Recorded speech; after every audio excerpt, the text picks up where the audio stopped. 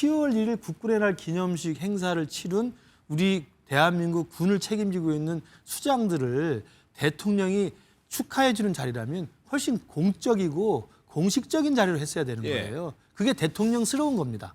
그런데 관저에서 베이컨에 계란말이 해가지고 오자마자 폭탄 15잔 돌렸다? 이건 인간적으로 미담이 되는 게 아니라 창피한 이야기입니다. 대통령 자리가 얼마나 엄중한 자리인 걸 전혀 모르고 있는 거예요. 민주화 이후에 8분의 대통령이 우리 헌정사에 있었는데 술과 관련돼서 구설이 있었던 대통령은 단 한 명도 없었죠. 그러니까 역대 대통령들이 술을 못 드신 게 아니고 술을 드실 수 있음에도 불구하고 그걸 극도로 자제했던 이유가 국정 운영이라는 게 그런 겁니다. 늘 맑은 정신에 있어야 되고 언제가 비상 상황이 될지 모르기 때문에 노무현 전 대통령 같은 경우에는 이제 외국 그 정상이 와서 외교를 할 때도 와인이 아닌 포도주스를 따라서 드셨다 이런 일화까지 있잖아요. 윤 전 대통령이 당시에는 이런 시국을 논하는 분위기가 아니었다라고 이제 해명을 하면서 본인의 음주 습관을 스스로 얘기를 합니다. 그러니까 전에는 뭐 윤 전 대통령의 음주 관련해서 이거 추정이고 해가지고 그런 얘기들만 있었지만 어떻게 군인들과 술을 마셨는지 본인이 직접 언급을 합니다. 그 얘기 한번 들어보겠습니다. 그날 밥 먹고 이런 게 아니라 바로 안주 놓고 술 마셨잖아요. 그죠? 계란말이하고 그러니까 예. 그거 제가 만든 겁니다. 계란말이하고 베이컨 좀 구워 놓고 한 8시 넘어서 하셔가지고 앉자마자부터 그냥 소맥 폭탄주를 막 돌리기 시작하지 않았습니까? 그죠? 술 많이 먹었죠? 그날. 술 드셨습니다. 아니 그러니까 예. 술 많이 먹지 않았어요? 이제 술은 항상 통상 10에서 20잔 그 정도 들었고 국군의 날이라는 게 군인들의 생일이지 않습니까? 뭐 거기서 무슨 뭐 시국 얘기할 그럴 상황은 아니지 않습니까? 음주 습관이 이건 불법 계엄의 한 원인이다. 물론 그보다 더 중요한 원인은 김건희 씨에 대한 애틋한 좋은 의미에서 사랑이라고 할까요? 그것하고 음주 습관과 결합이 된 발작적 계엄이었다. 발작적 계엄. 망상적 계엄이었다. 그래서 한동훈 등 잡아오면 내가 총으로 쏴 죽이겠다고 한 말까지도 나올 수 있었을 분위기였던 것 같아요. 조갑재 대표는 저희 방송에서도 윤 전 대통령의 이 음주 습관을 몇 차례 지적을 했는데 그동안에는 직접적으로 그거를 본 적도 없고 경험한 사람이 없어서 제대로 못한 본인이 이제 주고받으면서 그날의 분위기를 얘기하는 것이 앉자마자 술을 돌리기 시작을 했다는 거예요. 그래서 곽종근 전 사령관 말로는 10잔에서 20잔을 순식간에 마셨다는 굉장히 많은 양이거든요. 그러니까 저게 공적 지위에 있는 사람이 아니고 개인적인 사적 인연이라면 얼마나 훈훈한 분위기입니까? 그냥 인간적으로 정말 친숙한 분위기죠. 그래서 대통령 자리에 맞지 않다는 겁니다. 그러니까 아까 제가 말씀드린 10월 1일 국군의 날 기념식 행사를 치른 우리 대한민국 군을 책임지고 있는 수장들을 대통령이 축하해 주는 자리라면 훨씬 공적이고 공식적인 자리로 했어야 되는 거예요. 그게 대통령스러운 겁니다. 그런데 관저에서 베이컨에 계란말이 해가지고 오자마자 폭탄 15잔 돌렸다? 이건 인간적으로 미담이 되는 게 아니라 창피한 이야기입니다. 대통령 자리가 얼마나 엄중한 자리인 걸 전혀 모르고 있는 거예요. 그와 비슷한 사례가 제가 떠오르는 게 그해 작년입니다. 작년 8월 달에 대통령이 여름휴가를 저도로 갔었어요. 그러면 모든 통상의 대통령이 여름휴가 가면 머리가 복잡합니다. 사실은 몸은 휴가지만 책도 봐야 되고요. 장기 구상도 해야 되고 그다음에 전국 구상도 해야 되고요. 특히나 그동안에 못 만났던 듣고 싶은 분들, 원로분들, 뵙고 싶은 분들 만나서 이런저런 쓴소리도 듣고 이야기를 나누고 세상 돌아가는 이야기를 듣고 그러는 겁니다. 지난해 8월에 저도에 갔던 윤석열 대통령이 뭐 한 줄 아십니까? 군인들하고 농구하고 축구하고 족구하고 그리고 저녁에 소맥을 먹었어요. 그러면서 그때 당시에 그때 옆에 있었던 김영현 당시 경호처장이 국회에 나와가지고 그래서 군인들이 감읍했다는 증언을 합니다. 아, 그 직원이 있었나요? 그럼요. 군인들은 감읍하죠. 대통령이란 분이 와서 군인들하고 직접 몸을 부딪히면서 운동하고 저녁에 소주를 주셨으니 얼마나 그게 감읍할 일입니까? 그러나 그게 대통령이 할 여름 휴가의 모범 답안이 아닌 거죠.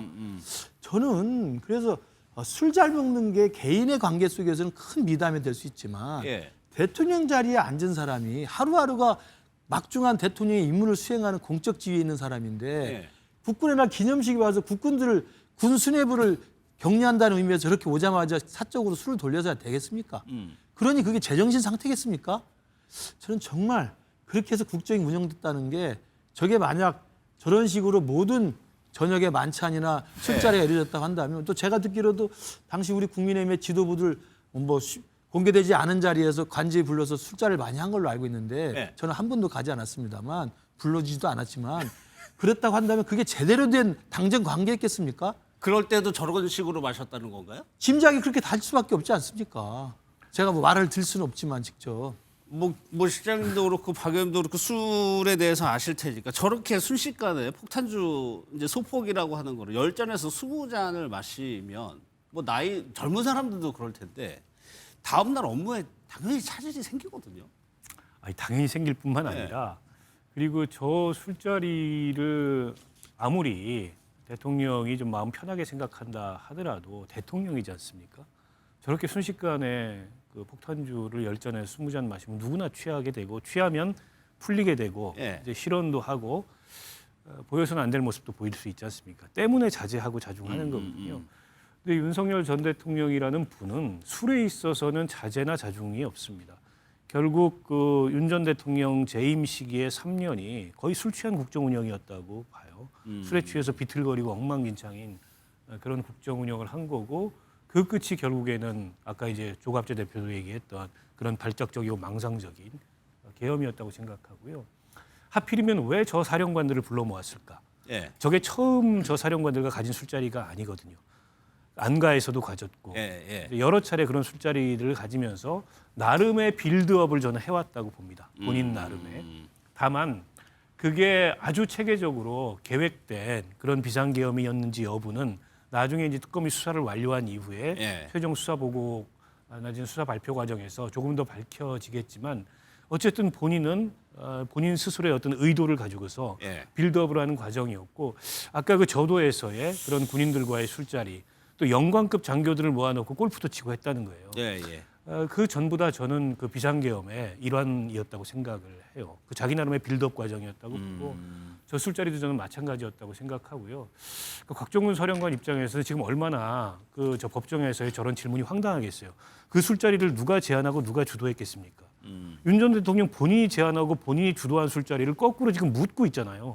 본인이 제안하고 본인이 주도해서 그렇게 흥청망청 술 먹어놓고서 마치 다른 사람들이 술에 취해가지고 당시에 술에 취해서 잘못된 기억을 가지고 지금 법정에서 저렇게 얘기하고 있는 것처럼 호도하려고 하다 보니까 그동안에 마음에 담아놨던 얘기까지 곽정근 사령관이 한 게 아닌가 싶습니다.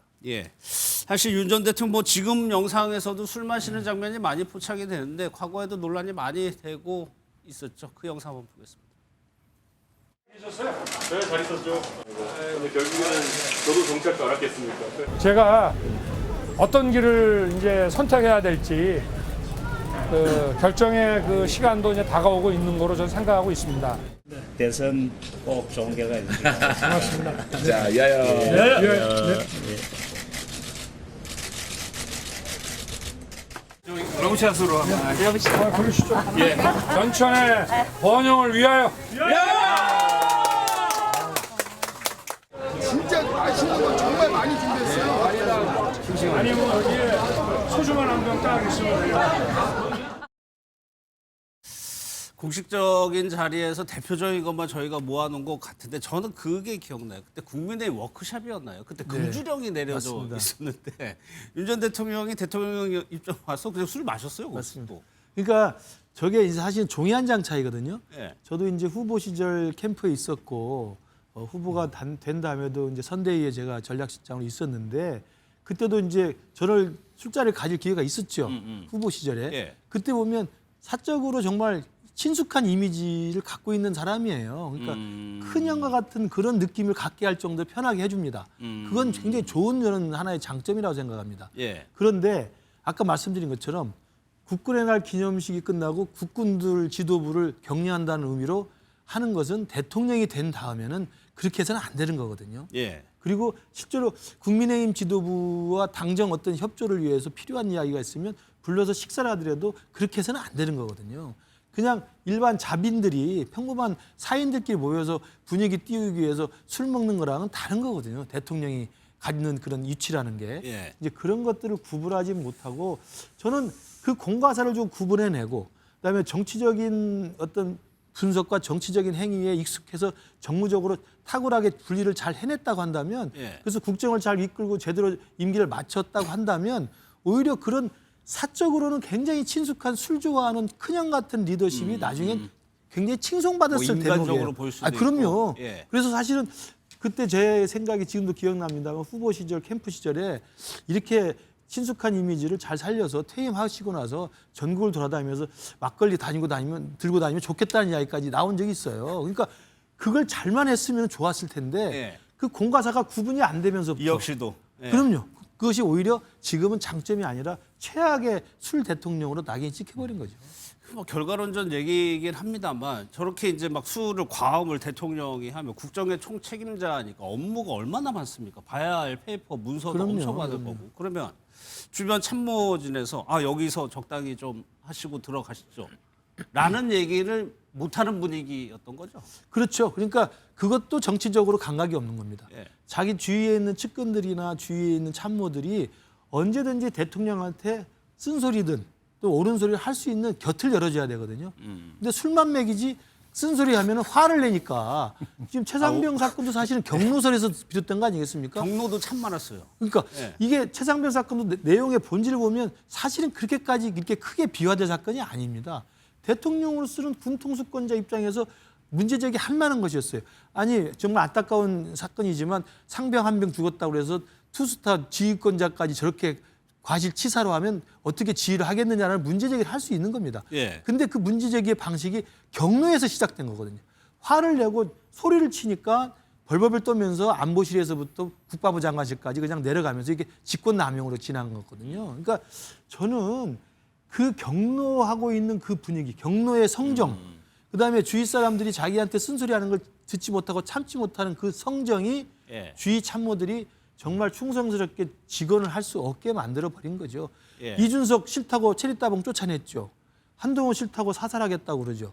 뭐 친윤들 아니면 또 뭐 하죠. 그러니까 이런 식의 국정 운영이었기 때문에 당정 간에든 아니면 주위의 참모들 중에도 제가 알기로는 정무수석을 지내온 분들이나 대통령이 있었던 분들이 다 혀를 내두르는 게 그 경로의 성정이 정말 아무도 말을 못하게 만드는 분위기였다고 생각을 합니다. 사실 저희가 한동훈 전 대표가 워낙 인연도 있고 상징성이 있어서 강조하고 있지만 각정권 전 사령관이 어제 한동훈 전 대표 다른 정치인들도 얘기를 하면서 좀 그 표현을 그대로 썼다는 거거든요. 그렇게 보면은 또 평소의 생각이 어떤지도 좀 가늠이 되고요. 정치인을 상대 진영에 있다고 해가지고 이게 설득이나 타협의 대상이 아니고 잡아와야 되는 대상으로 온 거잖아요. 아니 그러니까요. 어떻게 보면은 그 옛날식 표현을 쓰자면 저 때부터 역심을 가지고 있었던 거라고 저는 봅니다. 예. 그러니까 이제 12월 3일 날 그 비상계엄이 일종의 이제 쿠데타고 내란이라고 본다면 옛날에 이제 옛날로 따지면 역모지 않습니까?